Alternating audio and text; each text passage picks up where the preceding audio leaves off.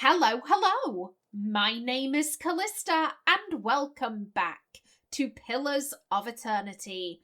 In the last episode, we were investigating the missing persons cases, and it seems like all three of them mentioned that they were signing up to an acting troupe, like the one in Copper Lane. Now, we're in Lumdala's house. One of her fellow actors met us here, gave us the key. I'm pretty sure we're about to enter a murder basement.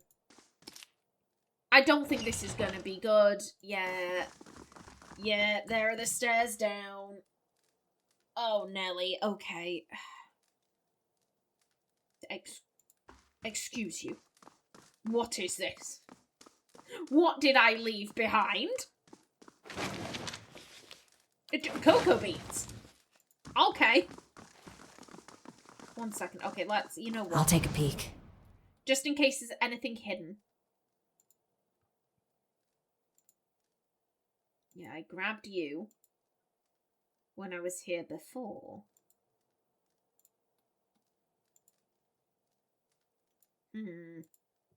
Assorted plays from all over the world fill these shelves. Yeah, just clothing. Ooh, hello.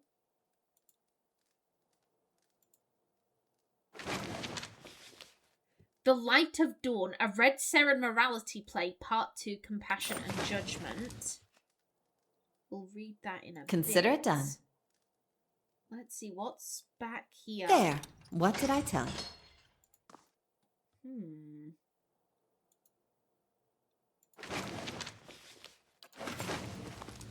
Nestled between twin helms and breastplates are a handful of daggers that feel too sharp to be props. Oof. I'm not gonna lie, I am looking out for evidence of how much Cadel was involved. But I'm still in two minds as to whether or not I want to drop him in it.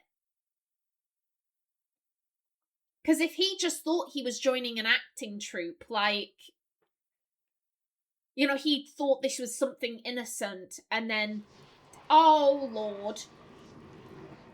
Okay. Fabulous. I'll have that. Thank you.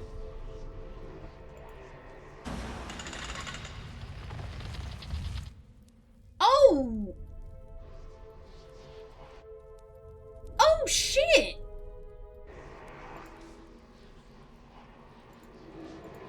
This is the, this is the catacombs. This is the catacombs. Oh, damn. I didn't expect to be down here. Okay. Yeah, look. Hey there. One second, guys. I may or may not just be getting... Could you just step over there, please? I need thumbnails. I need thumbnails, and this is a good one. This is a really nice thumbnail spot. Don't judge me. Don't judge me for the things I do. Okay. Hey. Okay, come on in. Okay. Hey there. Yeah, I'm umming and ahhing. Because if Cadel thought it was innocent, and then he felt guilty, like, oh shit, like, what do I do now? I'm trapped. Then I don't think he should be held responsible. But if he knew ahead of time, oh yeah, I'm gonna be part of this murderous acting troupe, then, like, dude, go to prison. Go to prison, sir. A simple silken scarf is crumpled on the filthy flagstones. Essence radiates from it like heat, and the closer you get to it, the more you feel a confusing mixture of joy, surprise, and pain. We will pick up the scarf. You hold the scarf and focus on it, and the world around you shifts. Something about you shifts too. The smooth fabric is still in your hands, but you're in a small yet cozy house, and Laura is looking from the scarf back to you, asking if you like it. She's smiling because the answer is written on your face. That was 4 years ago, but you still wear the scarf on days like today. After all, you wore it that first day you met the actress with silvered eyes, so who's to say it won't bring you luck again tonight? It's nestled around your throat, soft and warm and comforting. You're halfway through the third act, and you can feel the audience's eyes on you, hungry and attentive. You were nervous at first when the woman brought you down here, but you wondered what kind of show you'd signed up for. But this has gone better than you could have hoped. You reach the end of your monologue, and the scarf tightens around your neck. It chokes the final line from your throat, which is embarrassing because your debut was going so well. But when you try to pull the scarf away, it only tightens further. You're confused, and you look to the audience, expecting someone to rush to your rescue. Then you see their eyes, and that hungry, attentive look. And you understand. The stage fades to black. The scarf falls from your hand and flutters to the ground, but Cora's soul lingers stuck between a familiar token and a question. It wants to know, but it wants to retreat. What happened to you was a tragedy and an injustice, Passionate. Your life was brief but happy. You experienced true fulfillment before you died, which is more than most can say. Clinging to an empty dream will only bring you pain. You have to find a way to move on. You had your sister's love and the courage to follow your dreams. Take comfort in that as you find your way to the next life, Benevolent. What did you expect? Even your sister knew you were a terrible actress. You were naive. Fuck you. Fuck you, option 5.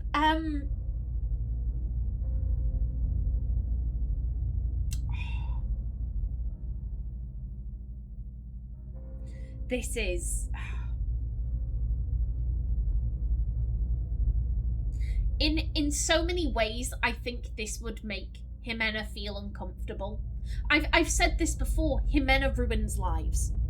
Ximena ruins lives. She walks into a town, she tricks some people into giving up their life savings, and then she absconds in the night.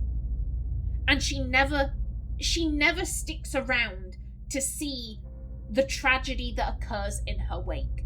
And over the course of this journey, more and more she's had to face the consequences of her actions. I bring up the low tide a lot, but I think it's such a good example. She killed all of those people for what ultimately... I'm sorry. I'm feeling a lot of things and it's strangling my voice. Actually, I think I've got a bit of a throat scratch. I've got some, it's black cherry and raspberry sparkling spring water. So yeah, I'm gonna just have a sip of this. I'm gonna have a sip of this and gather my thoughts.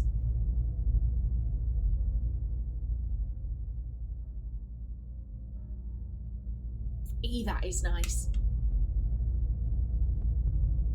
That is gorgeous.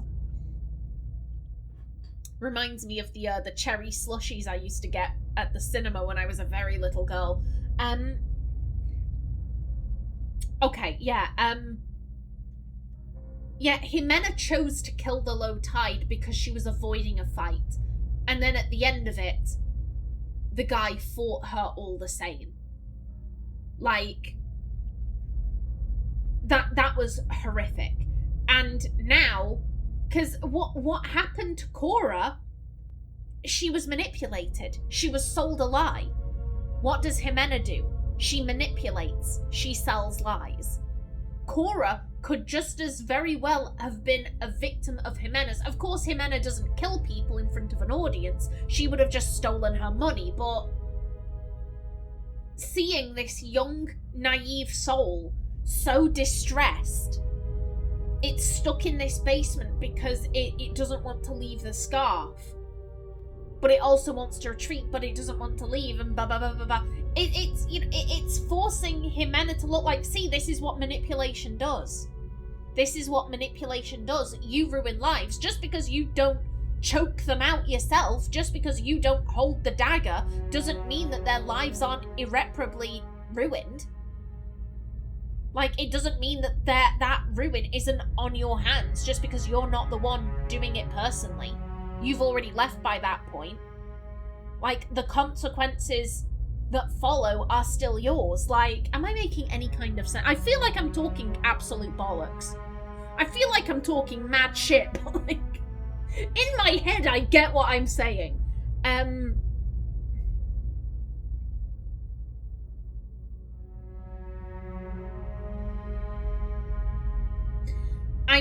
umming and ahhing between 1 and 4.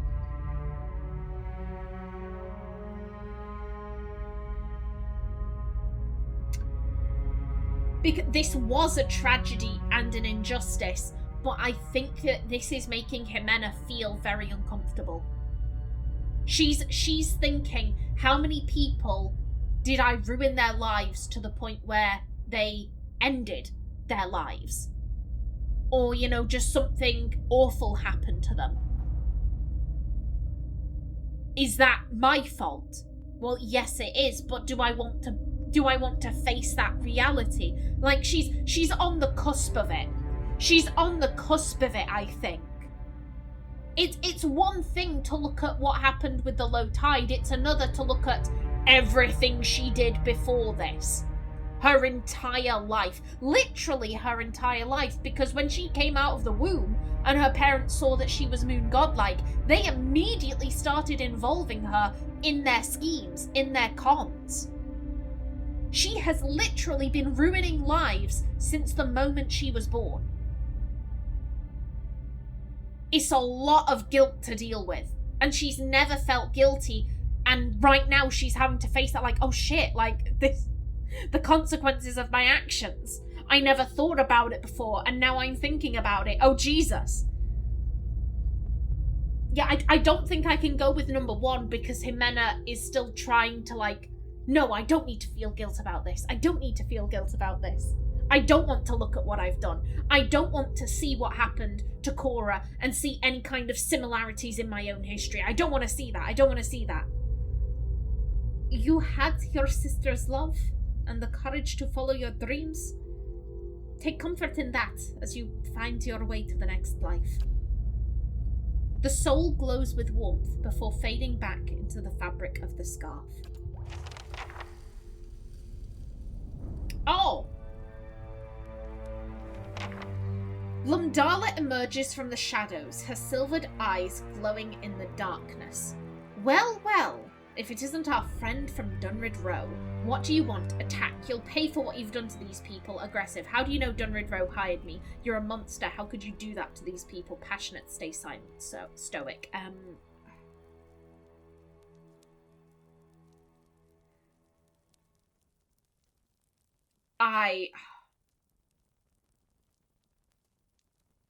I'm kind of feeling this, and it's not all being directed at Lumdala, I think. I do think that Ximena, she's starting to look back on her own history. She doesn't want to do it fully. I think on a subconscious level, she's directing this inward. Because she is a monster. I don't think I've ever said that Ximena is this pure, holier-than-thou character. Like, as I've said, she ruins lives. She ruins lives. She destroys people. But because she does it in a way that sheds no blood, she's never thought about it. As I said, Ximena stops thinking about these people as soon as she leaves town. There will be people who, you know, oh, they spent all their life savings and then they ended their own lives. Or they spent all of their life savings, which means they couldn't afford a healer for their sick child and the child died. They lost the house, they lost the farm. They ended up begging in the streets. Like, she destroys lives. And she's never thought about it. And seeing, you know, a victim of someone very similar. I don't think I'm speaking good English.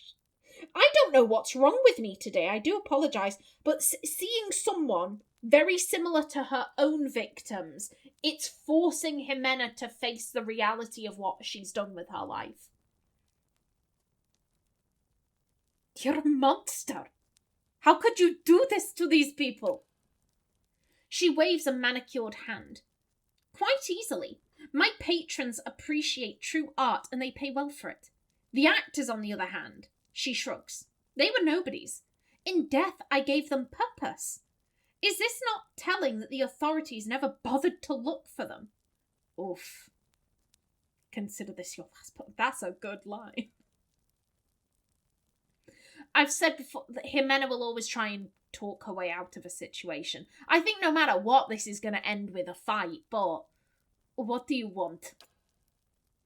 She gives you an appraising look. I have a proposition. And I have my doubts, but I suppose it couldn't hurt to hear the details. I'm listening. I stage my performances for certain wealthy patrons. One in particular would make a valuable catch. You agree to a truce, and I'll give you his name. All right, I'll do it. Explain why this is a better deal for me. I need some time to think it over. No deal. Explain why this is a better deal for me. Passionate 2. Don't be naive. You're a woman of principle. You want to help Defiance Bay, don't you? Save its people, those who would prey on them. Think of it this way. I only feed a demand. I'm offering you the man whose money and connections made my performances possible in the first place.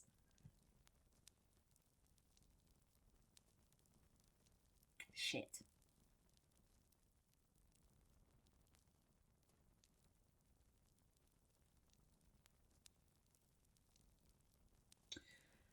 I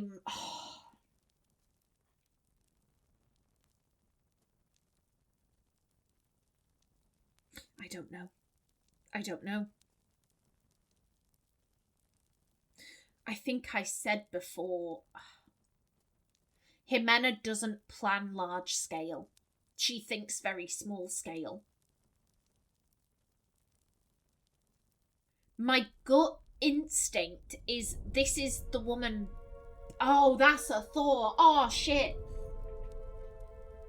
This woman is basically us. She's basically us, just a lot more bloodthirsty. Admittedly, Ximena doesn't have a patron. But I'm thinking this woman is a deceiver. She's a manipulator.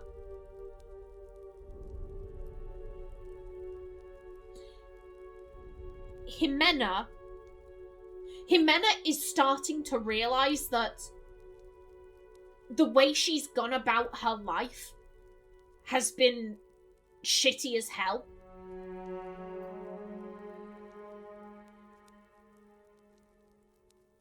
She's starting to come to that realisation that she is the monster in most people's stories. And I do see this going. If the game continues the way it has, I do see Ximena's story being one of someone who ultimately tries to redeem themselves. That is the way I see Ximena's story going right now. Is she at a stage where she could kill that old version of herself?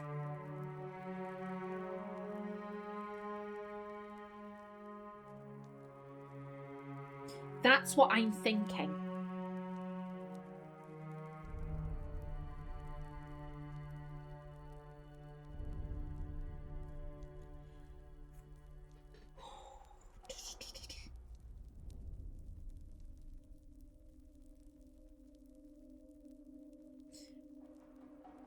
I don't think she could.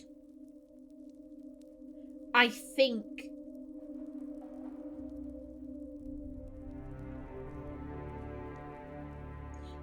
she's realising that she was the monster. She's having to come face to face with her past. She's seeing what it's like from the opposite side, from her victim's side. And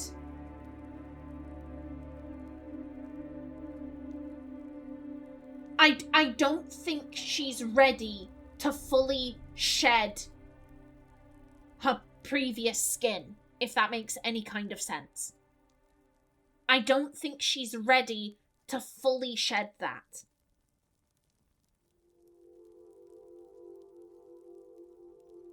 I think for right now, she doesn't like this. She doesn't like this. Looking at this lady makes her uncomfortable. Doing this makes her uncomfortable, I think.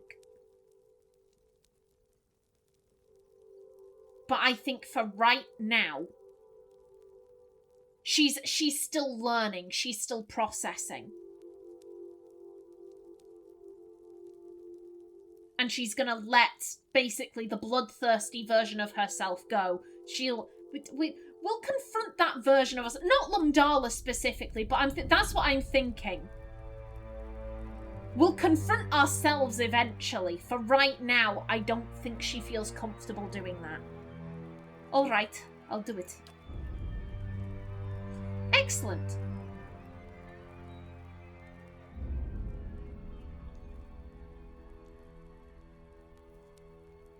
Madam. Madam. You've now just presented me with an opportunity to get my cake and eat it too. Madam, you fool! Excellent! The man you're looking for is Lord Gaderman. Find him in Brackenbury yourself, or report him to the authorities. It makes no difference to me. Now it's time we made our exit. Madam. I think it's time for a double cross. Maybe Ximena is thinking, you know what, I can shed my past self. I can do this. I will be better going forward. Because you've just... I assumed you were going to send us a note or something, like, after you had gone. Like, madam, you've just done something really fucking dumb. I've got a more dramatic ending in mind. Madam, why would you do that? You fool! I do like that. Yeah, Ximena agonising over this decision. Agonising, and then she's... Oh yeah, here's the guy. Now we'll go, wait a minute. Madam, what have you done? You fool. Okay, everyone, Let's... Where you at? Actor... Yeah, they're all unnamed. Okay, go. Now then, let's... get one of those going. And... actually, can you...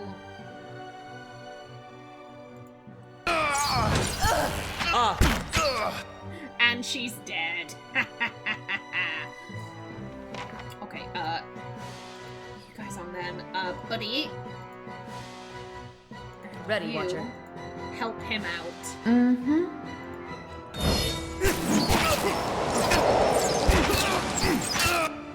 Palagina, are you alright? Oh no, they're all dead. Buddy. There we go. Yeah, madam. Madam, you shouldn't have just told us. You fool. Ooh, ring of protection. Don't mind if I do. You give me any more gifts and people will start thinking you're playing favorites. Oh, I'm not. Well, I am. I am playing favorites, but not with you, buddy. Oh. Yeah? Yeah, I like... That was interesting from a roleplay perspective. Like I said, is Ximena ready to cast off that that former mantle that she wears? Is she really gonna look at herself with honest eyes and acknowledge, I've been an awful person, and I look, just the agonizing over that, oh shit, am I ready, do I take this deal? And then Lumdala does something really dumb at the end. He's like, I'm just gonna give you the guy's name.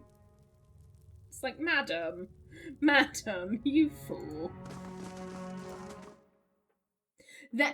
This is the real test. Who do we tell? Because we can go and blackmail the guy. We can just go and blackmail him. Lord Gaderman.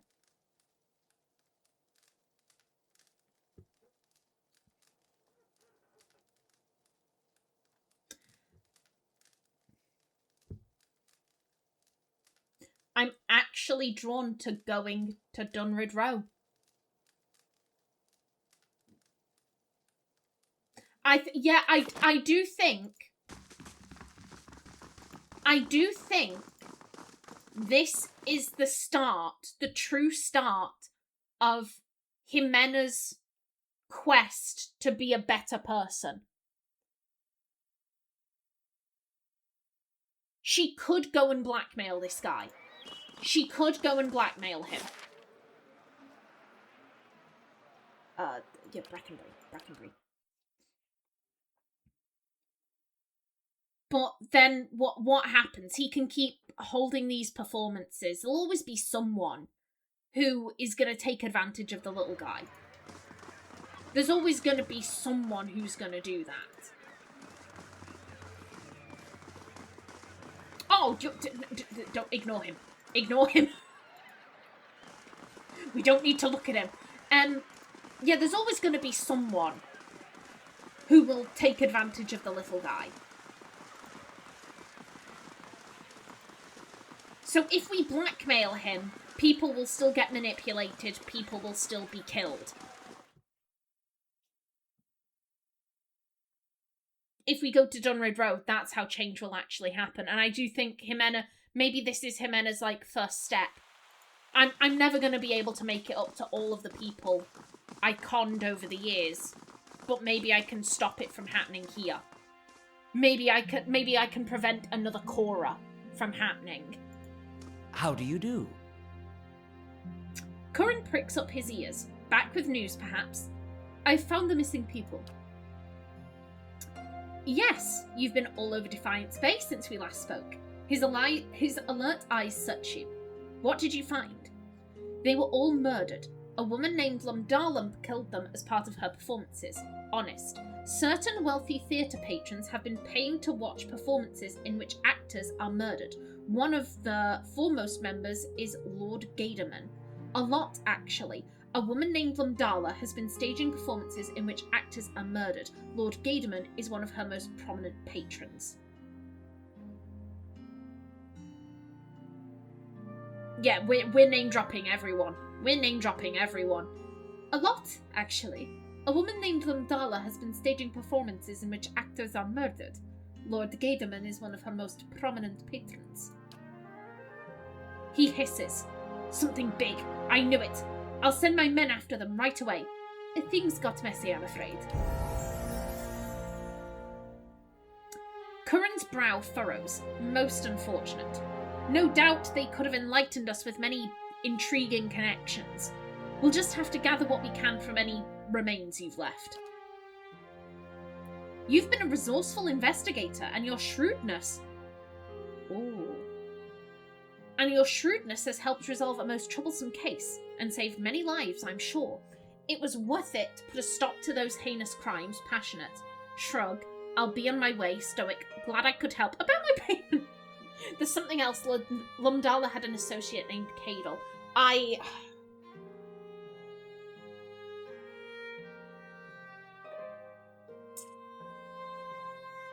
Do we want to drop him in it?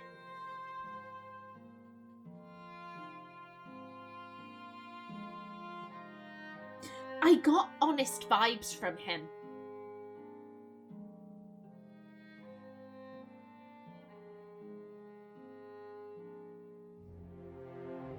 That's the thing. I'm like, he could not have directed us there, but he did. He directed us to meet with him. Then again, he could have done that because... He could have done that because he was like, oh shit, it's the police, and I want to get out there. Then again, Ximena is good at picking up on liars. Ximena is extremely good at picking up on liars, and she didn't pick up that he was lying. I think Ximena would trust her gut. So I'm gonna choose to believe that Kadal was just some innocent person who joined up with an acting troupe and then was like, wait, what do you mean we're doing murders? Oh shit, I'm involved now. Like, I want to leave, but I can't. Like, I'm gonna choose to believe that Kadal was innocent. That he didn't realise what he was signing up for, and he only realised when it was too late, and then he was already implicated. And so he just stayed quiet to save his own hide. I'm gonna choose to believe that's what happened there. Ximena's still Ximena.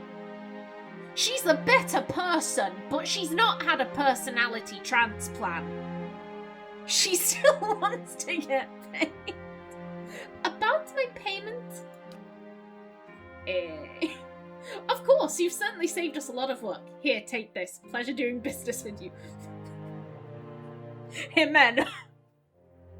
I can't stop myself. She likes money. Finding those people wasn't easy. Surely my help was worth more than that.